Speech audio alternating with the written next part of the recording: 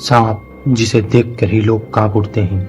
दुनिया भर में अब तक 3790 के करीब सांपों की प्रजातियां खोजी जा चुकी हैं और अभी भी लगातार नई नई प्रजातियां वैज्ञानिकों के सामने आती जा रही हैं। सांपों की इन प्रजातियों में केवल 70 प्रजाति ही समुद्र में पाई जाती है। अब तक खोजी गई इन सांपों की प्रजातियों में मात्र 600 प्रजातियों के सांप जहरीले हैं। यानी अब तक जो भी सांपों की प्रजातियां खोजी गई हैं उनमें 22% सांपों की प्रजातियां जहरीली है और बची 78% सांपों की प्रजातियों में जहर नहीं होता। सांपों के जन्म की बात करें तो सांपों की कई प्रजातियां पहले अंडे देती हैं, परंतु कुछ प्रजातियां ऐसी भी हैं जो सीधे बच्चे भी देती हैं। किसी प्रजाति की मादा सांप 10 से 15 अंडे देती है तो किसी प्रजाति की 50 अंडे देती है। कोई कोई प्रजातियां ऐसी भी रहती हैं जो 200 से 250 अंडे देती हैं। यह इसकी प्रजातियों पर निर्भर करता है। ये अलग अलग प्रजातियां अपने हिसाब से अंडे देती। अब इन अंडों से बच्चे कितने दिनों में बाहर आएंगे ये इन सांपों की प्रजातियों पर निर्भर करता है। सांपों की अलग अलग प्रजातियों के हिसाब से बच्चे बाहर आते हैं। किसी प्रजाति के अंडे से बच्चे बाहर आने में लगते हैं 40 दिन तो किसी के 50 दिन, किसी प्रजाति के 70 दिन भी हो सकते हैं अंडे से बच्चे बाहर आने में।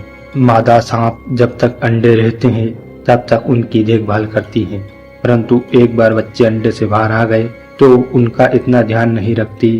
अब अंडों से बाहर आने के बाद सांप के बच्चे जो बड़ा शिकार तो कर नहीं सकते, छोटे मोटे कीड़ों को खाकर अपना पेट भरते हैं। 1 साल भर होने तक यह ऐसे ही शिकार करते रहते हैं। जब 1 साल या 2 साल के हो जाते हैं तब वयस्क हो जाते हैं। यह भी सांप की प्रजातियों पर निर्भर करता है। सांप की किसी प्रजाति को एडल्ट यानी युवावस्था में आने में 2 वर्ष का समय लगता है तो किसी सांप की प्रजाति को युवावस्था में आने में 4 वर्ष का समय लगता है। सांप युवावस्था में आने के बाद 1 वर्ष में 2 बार केचुली बदलता है। सांपों के खान पान की बात करें तो छोटे बच्चे कीड़े मकोड़े खाते हैं, जिसके बाद वो बड़े शिकार करने में सक्षम हो जाते हैं। बड़े सांप चूहे मेंढक जैसे बड़े शिकार करते हैं और सांपों की कई ऐसी प्रजातियां हैं जो अपने से छोटे सांपों का ही शिकार कर लेती हैं। जंगलों में रहने वाले सांप लगभग 8 से 10 वर्षों तक जीवित रहते हैं। सांपों की उम्र अलग अलग प्रजातियों से अलग अलग हो सकती है। कोई सांप कम जीते हैं तो किसी प्रजाति के सांप अधिक वर्ष तक जीवित रहते हैं। जैसे अधिकतर सांपों की प्रजातियों के सांप 8 से 10 वर्ष तक जीते हैं, वहीं भारत में पाया जाने वाला कॉमन क्रेट जो 10 से 15 वर्ष तक जीता है। ब्लैक माम्बा जो 11 वर्षों तक जीता है।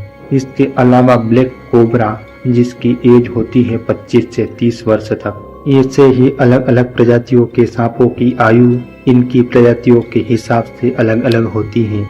यह आयु जो मैंने अभी कुछ सांपों की बताई है यह जंगल में रहने वाले सांपों की आयु है। अगर किसी सांप को जू में या फिर चिड़ियाघर में, इसके अलावा कुछ लोग घरों में भी रखते हैं, उन सांपों की आयु जंगल में रहने वाले सांपों की तुलना में ज्यादा होती है, क्योंकि जू या घर में इन सांपों के खान पान और बाकी चीजों का ध्यान रखा जाता है और इनके शिकार होने का भी इतना ज्यादा डर नहीं रहता।